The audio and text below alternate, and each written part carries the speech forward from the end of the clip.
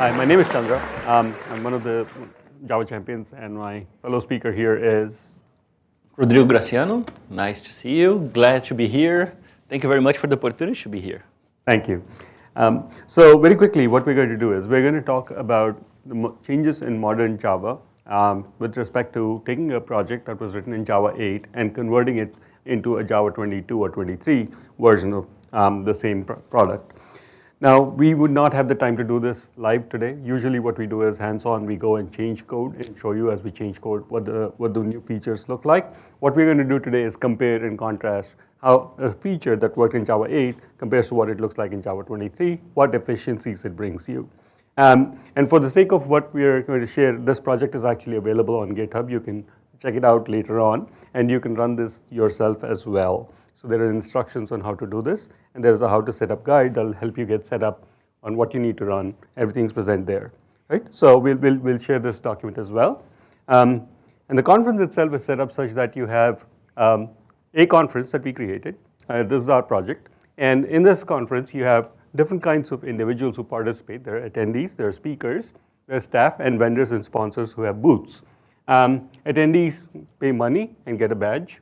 Speakers get a t-shirt and also get a badge. Staff gets hats and a badge. And of course, vendors and sponsors get a booth, which is what we represent down below. And speakers are associated to a session. So that's our simple setup that we'll be using. Attendees can also have alumnus attendees, which means they've attended in the past, which means they can get some discounts. And in the future, we're thinking about enhancing this project to add more, I guess, diverse kinds of staff, such as admin, security, front desk, etc. So that's the premise of our application. This is coded in Java 8. As you can see from here, this is a Java 8 application, and its equivalent Java 23 application is below that. Perfect. All right. Not gonna mention this? Yeah. And by the way, for anyone asking us questions, we have a little surprise. We'll be handing out chocolates for good questions. Right. Okay. Right. We welcome questions. We want this to make it very interactive.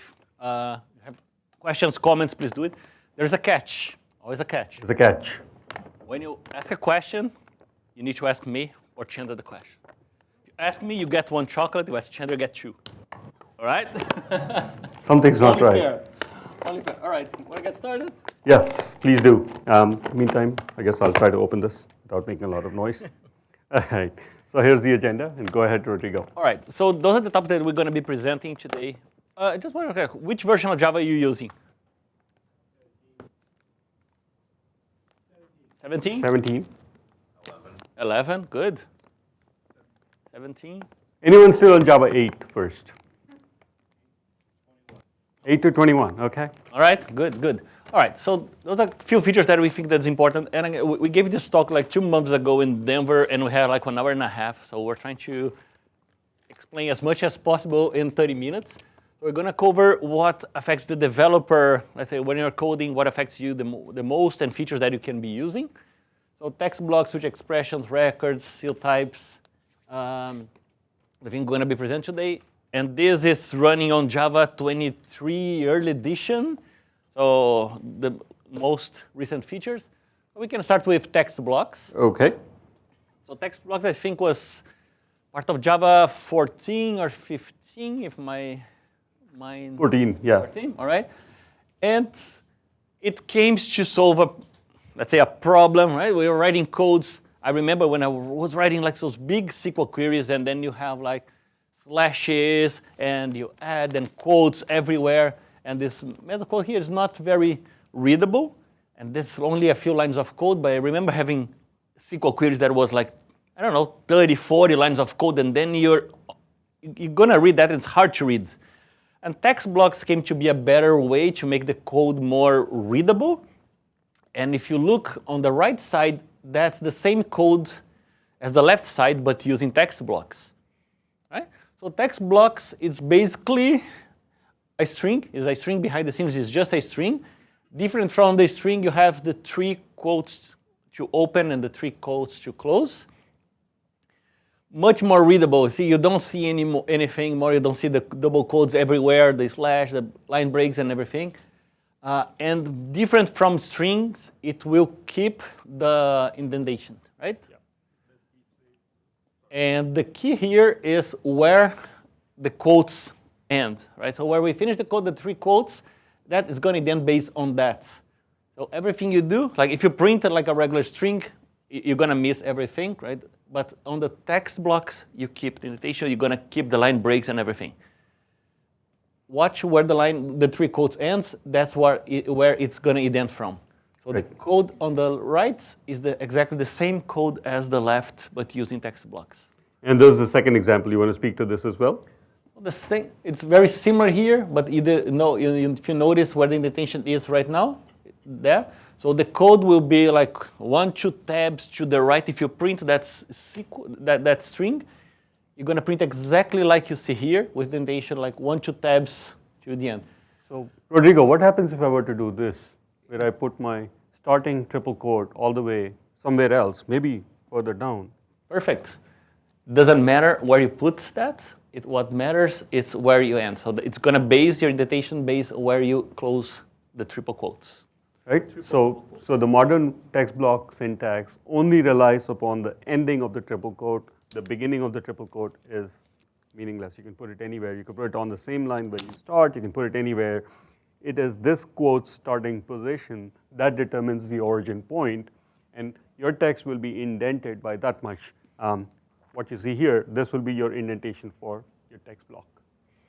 So it's much more readable. You don't have any kinds of escape characters. For example, here, when you had to put a here, and if I had to do some sort of a double quotes around it, I would have to escape it. With my text block, I don't need to do that. No need for escape codes. It's pretty amazing. Right. So there is no change in performance using text blocks. It's only to make the code more readable. Right? Right, and reminder, we got chocolates. Questions mean chocolates. Any hands raised? Who wants a candy? All right. All right, moving on to switch expressions. Okay. Do you want to talk about switch expressions while I bring that up? Sure. All right, we're going to have a bunch of different things that's changed for switch expressions. And if you look, we're looking at the fixed to line 163 on the right. Let's start with the left, right? So we have here a very common switch expression that we're using. And I probably a few times in my life, I wrote a switch expression and I forgot to put the break, right? And if you're a Java developer, I'm sure that happened to you as well. I forgot to put the break, and what happened when you forget to put the break? It's going to return. It'll fall through. Perfect. That's not the behavior we want. Okay. And May I? Sure. Yeah. And he asked you, so only one candy. Oh yeah. Yeah. Should have asked me, man. All right. So you can see we're doing switch expression. We are switching on that in the get payments, and then we're doing case max. Then we're writing all the business rules, and then the break, and then the break, and then the break. Moving to the right side, we have the same thing using switch expressions, right? Before and after. It's much more readable, right? It's the same code, but now we are already returning, right? We don't need to set in the middle, right? The value of the processing fee. We're just returning it based on the result of the switch expression. Notice that now we have the arrow. We're using the arrow, so that's how you say that's the value right now. So case max, then the arrow. 0.1, no need for breaks anymore, right? So is the code more readable now? Yes, right? This makes the code readable and safer. No need for a break statement. And this is called the yield syntax. The arrow syntax is called the yield syntax. And what it does is allows me to capture either a computed expression or a constant, as we did in this case. Now, if you have a computed expression, you obviously can also use something more complex than this. For example, if I had to instead calculate something instead of putting in a hard-coded value, I could do something like this, right?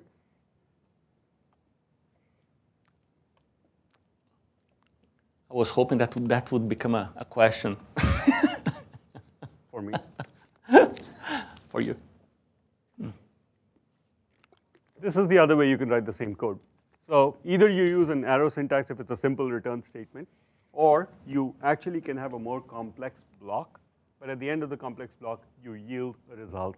Yield serves the purpose of returning a value as well as functioning as a break command for you.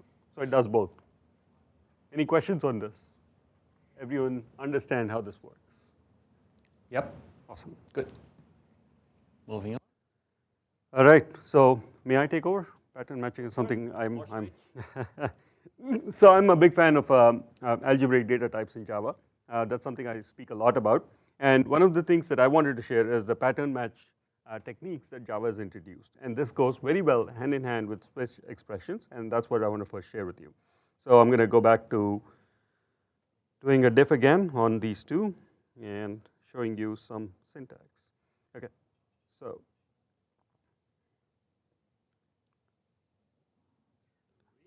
here. Okay, now focus only on the left side of the screen. Don't look at the right side yet.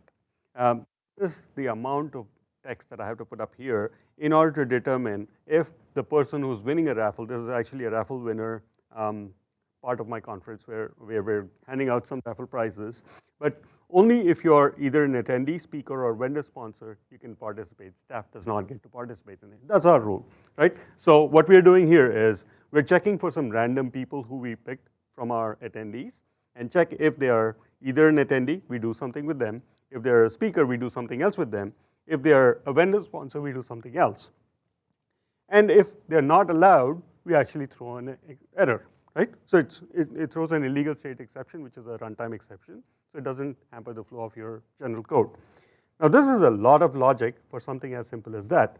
With the switch expressions instead, let me just focus here, you'll notice that I simply have a switch on an allowed person, right?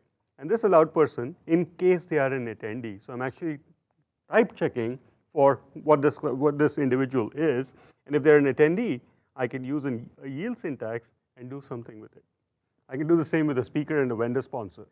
Now this is not all I can do. I can do a lot more. What I could do is put some guardrails around my conditional checks as well. If they're an attendee and they are above 50 years old, I could do something different. And if they're under 50, I could do something else. Right? That capability exists with the switch pattern matched instance of now in Java. Any questions about what we just shared here? And of course, I could also do a default and throw an exception. So the catch-all would be to throw an exception, and this is a very exhaustive scenario. Switch cases help me exhaust my scenarios better with a default, and we'll show you another example where you don't even need a default. Any questions about this?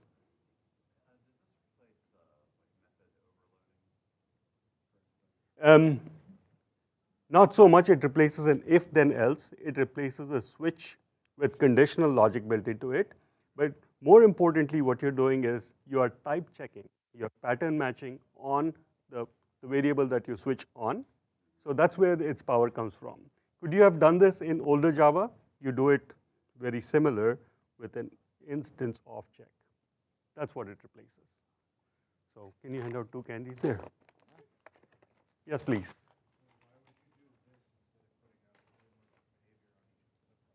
Why would you do this instead of putting up more, what behavior, sorry?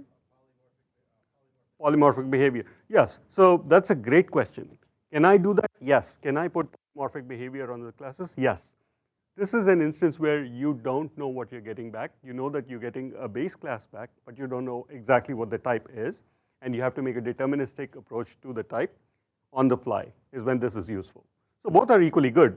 This one is better for readability, and it is also better when you have ambiguity. Great questions.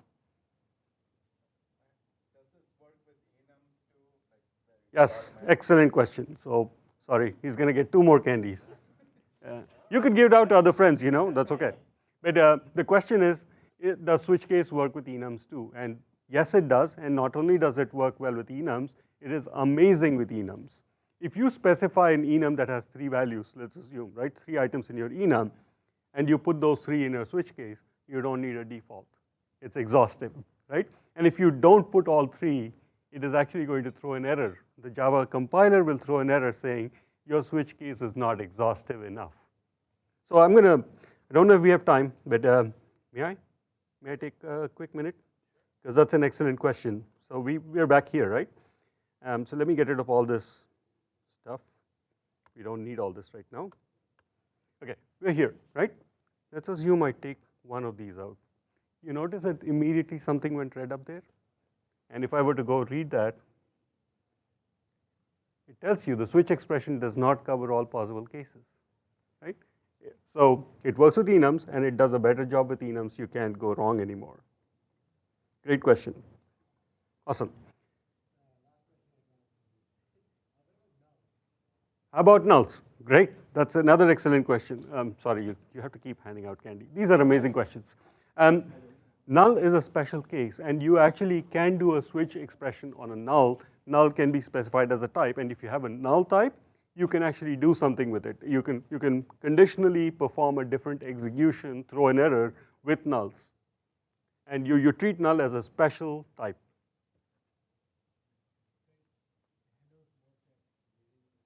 Yes.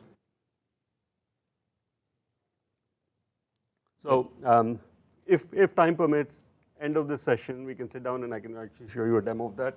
If I start doing demos, I'm going to get beaten up by Rodrigo, so don't want to do that. Okay, so that was the pattern match instance of. The next thing I want to show you, and I just want you to be aware that my IDE shows this as an error. It does work, I promise you, I assure you, but it's going to show a little red squiggly line when I show this to you, so don't be scared. So let me just go there real quick. How are we doing time? Okay. Rush. Okay. Run.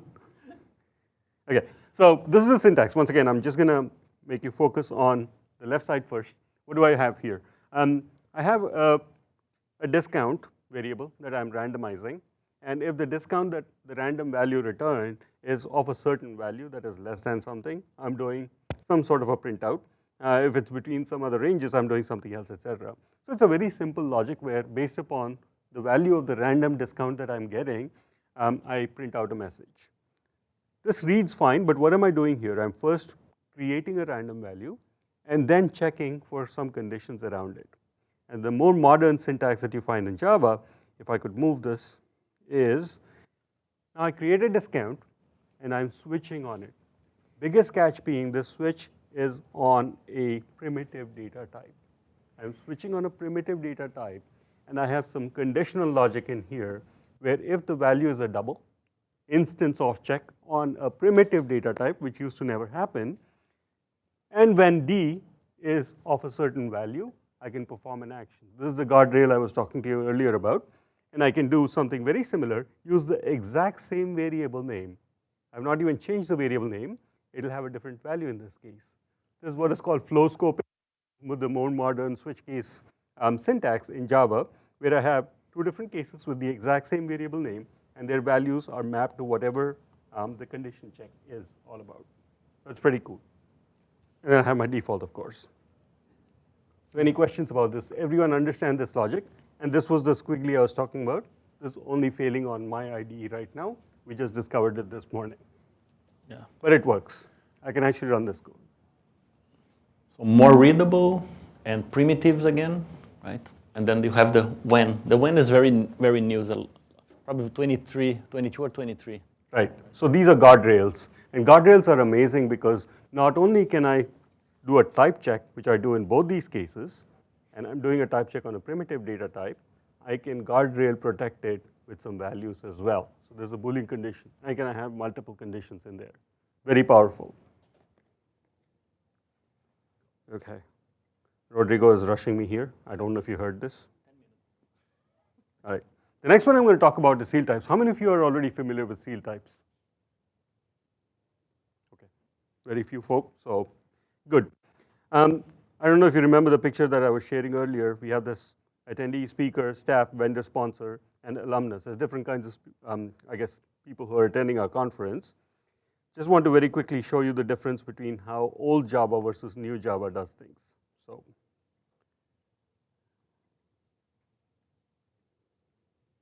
okay. So I'm going to focus on the left side real quick, show you what it is. I have this class called allowed person that you can see here, and it's a public class. The problem with Java is when you have a public class, you can extend it to any number of subclasses. There is no control you have.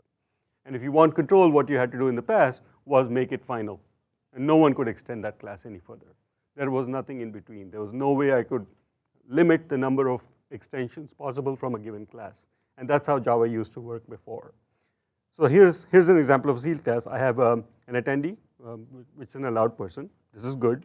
I have a speaker, allowed person. This is good. I have staff, an allowed person, which is good.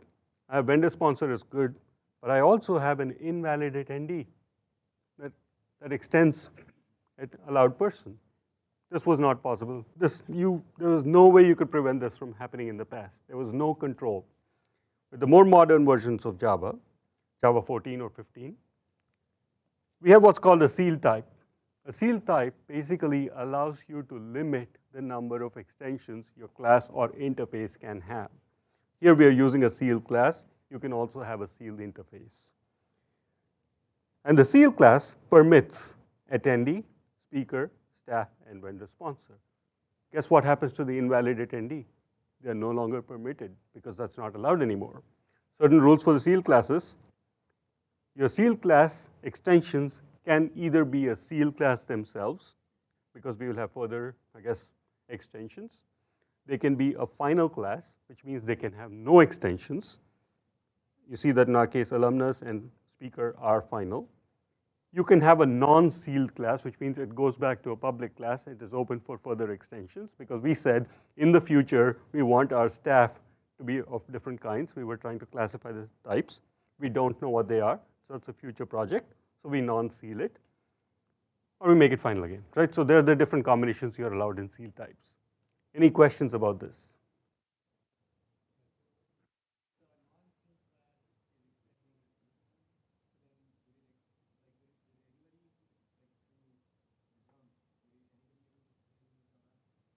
So as long as you're extending from the non-sealed class, you're good. You can extend beyond the non-sealed class, similar to how you would extend from a public class. Nothing is stopping you. It's almost like republic classing it is what happens when you do a non-sealed. For example, in this case, when you have the, where was that? Non-sealed class staff, you're unlimiting or delimit, you're removing the limits on who can extend. Now, what you made this is a public class, and everyone can extend this class from here on. You can further seal it later on, but right now it's fully extensible. Anyone can extend.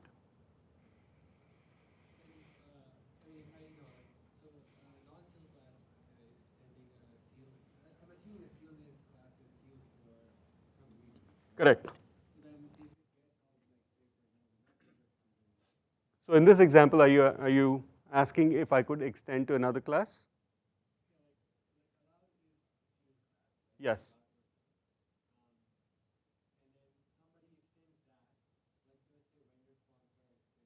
Right. Yep.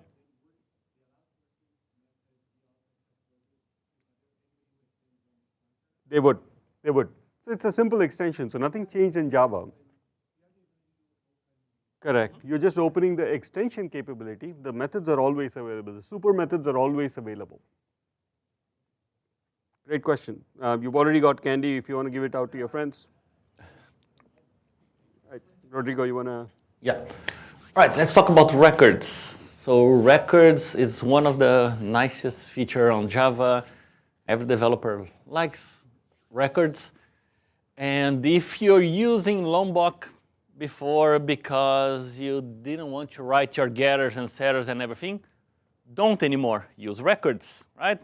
Be a modern Java developer and use records. So records, if you look here on the left, let me pass it to the other side. You see that for any data class we were creating, you're declaring your variables, and then your constructor, and then you have getters, and maybe setters, and then string and hash code, and all of that for nothing. There's no business value added here, right? And then people started using Lombok because they didn't want to write all this code, even though your IDE can generate all this code. But records became to solve all of that, and the code in the left is exactly the same as the code in the right. That's how you write now a record. Thank you. So you don't need to write anything. So behind the scenes, that will create a final class, right? You don't have static because the records are final. Effectively final. All right, because you cannot change a record, but if there is a collection, you could basically change that's behind the scenes. But record is, let's say, almost final. There is no setters in a record. You cannot reassign the attributes of a record to different values. For example, if I were to have, in this very example, I have session title and session abstract. They're immutable, they're strings. They're fine. Speaker, you could change the values of the underlying speaker, you just can't reassign to a new speaker. So it's effectively final. The containers are final. The contents of the container can change. So just be aware of that, right? If you really wanted immutability, you'll make speaker also immutable. That's one catch that you should be aware of. Perfect. So again, behind the scene, that's going to generate a toString equals a hash codes and your getters. Catch. The getters are not going to be get session title. They're going to be only session title. There's no get anymore, right? And that's generated for you behind the scenes. So easier, one line of code to do what 30 lines of code you should do before. Much easier to read, right? You're going to instantiate the record, then on the constructor, you're going to pass all the values. Much more readable, easier to do it. You don't need to use Lombok anymore. You're free from it. Questions? I don't like Lombok, as you can tell. All right, the next one we want to talk about is record patterns. As I told you, patterns are something I'm very passionate about. So I'm going to go back to patterns, but in interest of time, we're going to do this real quick. And anyone having questions about patterns, please do catch up with us later on. We're both very interested in talking about records and patterns. Yep. So where is it? Here. Records. Here. So this is probably one takeaway I want all of you to focus on. Here, I have a session, and based upon the session, I am pulling out the title of the session, and I'm getting the speaker from the session's main speaker. So I'm doing a few things in order to get to the title and the speaker. This is old logic. We don't do anything like this anymore because all I want to do is print the speaker's first name and last name. What I can do instead is I can create an object and check its instance of a session and further break it down to title, underscore, I'll get to this in a minute, and speaker. So without me having to extract these variables from my record, I was able to extrapolate them directly from the record object, break down the record, and get to the value directly. All this in my if statement. This is the record pattern. Now for the underscore itself, I don't care about the session name or the abstract, and I can just underscore it, which means I'm ignoring this value completely. Much more readable. Someone who's reading this one line knows that I'm focused on the title and the speaker, and I don't have anything to do with the session abstract here, right? Which is super awesome.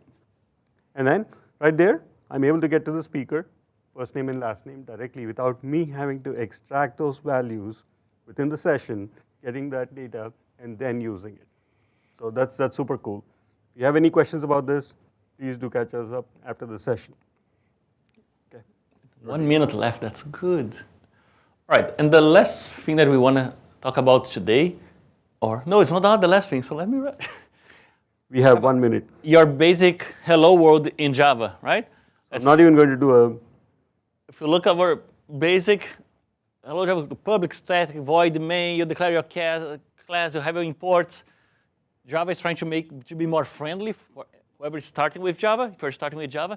So instead of having to declare a class, a public static void main, string args, and everything, you can remove everything and just put void main. Right? If you have one single class, you don't even need to declare the class name. It's going to create an anonymous class in the background. You can just start void main and print. Right? Removing the public, removing the static, removing the class declaration, everything to make it easier for who is starting with Java. You have 10 seconds. I have 10 seconds? Okay, that's good enough. So coming back here, I'm just going to go through the new code. I'm not going to spend time on the old code. So just wanted to show this real quick. Is, for instance, in alumnus, where's my alumnus? Had it somewhere. I know I had it somewhere. Here, okay. I have my attendee, and in my attendee, before my super, I'm able to write some conditional logic, which was not, like, this was not declared as a part of Java in the past. Super had to be the first construct, and your compiler would fail you, although there was nothing wrong with your code. So right now, it is possible for me to put some logic ahead of the super statement in Java. And these statements should not be using anything about this object. They can be very generic. They can use static calls, but they cannot use anything within the object itself. But conditional logic and exception handling, validation can happen before the super. So I guess, yeah, we're out of time, and where's Lawrence? He'll probably kill me if I don't finish up now. But thank you all. If you have any questions. Thank you.